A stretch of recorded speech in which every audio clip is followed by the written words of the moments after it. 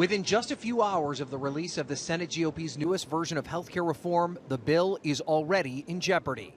Senate Majority Leader Mitch McConnell can only lose 2 Republican votes, and already 2 senators, Rand Paul of Kentucky and Susan Collins of Maine, are firm no's, but for different reasons. Let's do a clean repeal. That's what we promised the voters. Collins tweeting, still deep cuts to Medicaid and Senate bill, will vote no on MTP, ready to work with GOP and Dem colleagues to fix flaws in ACA. The 172-page bill is designed to fulfill the GOP campaign promise to repeal and replace the Affordable Care Act. And there is no one with more at stake at this stage of the debate than Senate Majority Leader McConnell, who was personally called out by President Trump on Wednesday. He's got to pull it off. Yeah. Mitch has to pull it off. He's working very hard. He's got to pull it off. McConnell, the leader of the health care working group in the Senate, today promised the revised plan would help bring the party together. After extensive consultations across the conference, numerous meetings with constituents, and intensive conversations with members, our conference has updated last month's Better Care discussion draft with additional provisions to make it stronger. But the plan is not the major overhaul that some senators were looking for. It keeps in place many of the sharp Medicaid cuts originally proposed. It includes a version of the so-called Cruz Amendment that allows insurers that sell Obamacare plans to also offer policies outside the confines of Affordable Care Act regulations. It adds more money to state stabilization funds to help lower premiums, particularly for the sick.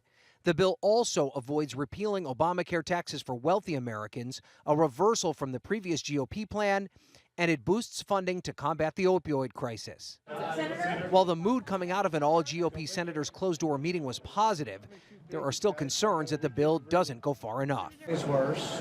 I mean, the old version repealed most of the Obamacare taxes. This repeals about half the Obamacare taxes. The bill is now in the hands of the Congressional Budget Office, which will forecast how much this bill will cost and how much it will impact insurance coverage.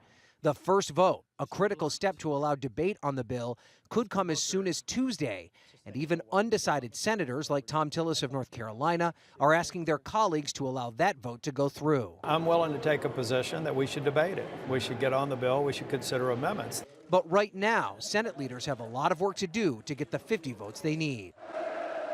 The North Korean leader is the star of his own show, speaking behind 12 microphones, there to celebrate his recent intercontinental ballistic missile test firing and to hand out commendations to the scientists behind it. One woman who receives an award can't contain her emotions on stage. What's not mentioned?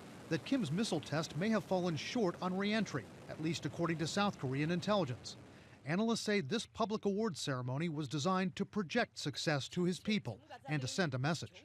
The medal ceremony was to tweak United States and provoke the world and consolidate the image of North Korea as a true nuclear power that emerged victoriously out of this long standoff. But what Kim may not have realized is that his spectacle may also have intelligence value for his rivals.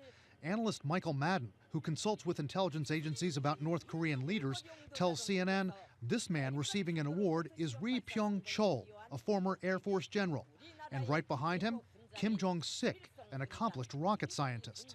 These are Kim Jong-un's top missile managers. Kim Jong-sik, Ri Pyong-chol, and an official named Jang Chang-ha are the 3 superstars behind Kim's missile program and are believed to be at every launch. At least one was seen right behind him on July 4th when the long-range missile was fired. CNN is told intelligence agencies around the world are watching these 3 men carefully.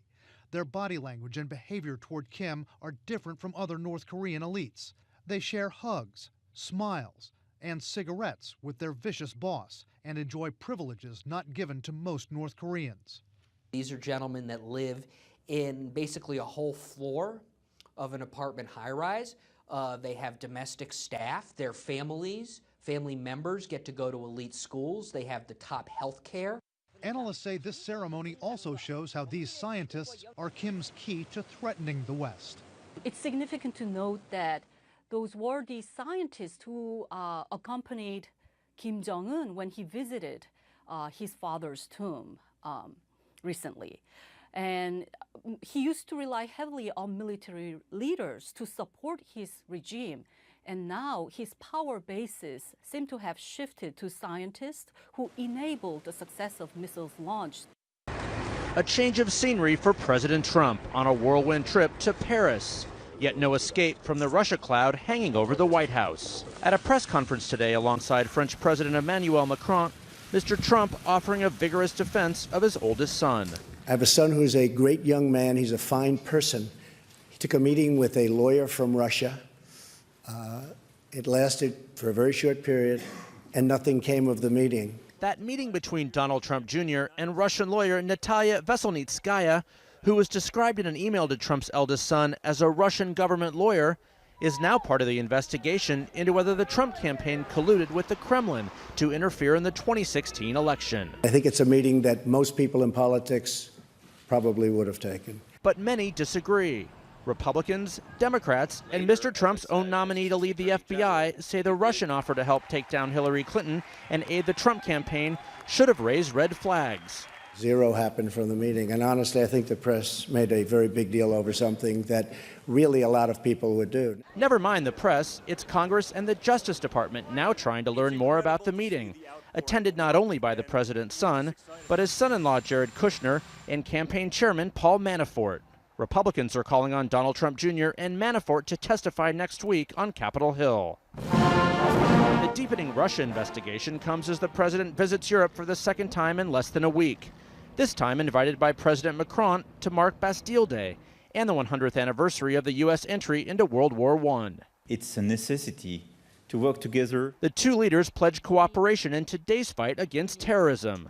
We also renew our resolve to stand united against these enemies of humanity. Mr. Trump received a stately welcome, with one hug and pat on the back after another. It's the fourth time the two men have met, a relationship that began with this tense handshake in Brussels in May. A striking tableau of two new presidents who have swept onto the world stage this year in very different ways. Trump 71 and Macron 39, separated by a generation and much, much more. President Trump's decision to withdraw from the global Paris climate agreement hung over the meeting, but Macron still pressed him on the issue in their closed-door meeting at Élysée Palace. Our occasional disagreements are nothing compared to the immortal bonds of culture, destiny, and liberty that unite us. The Parisian pageantry was striking, considering how often Mr. Trump used the City of Light as a punchline during his campaign. I have friends that used to go to Paris. They don't go anymore. They say, no, Paris isn't Paris. And since taking office. I was elected to represent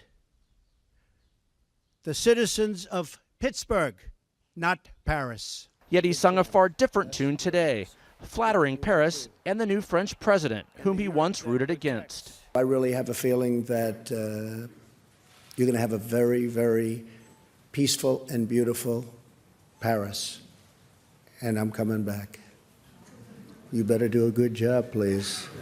Otherwise, you're going to make me look very bad.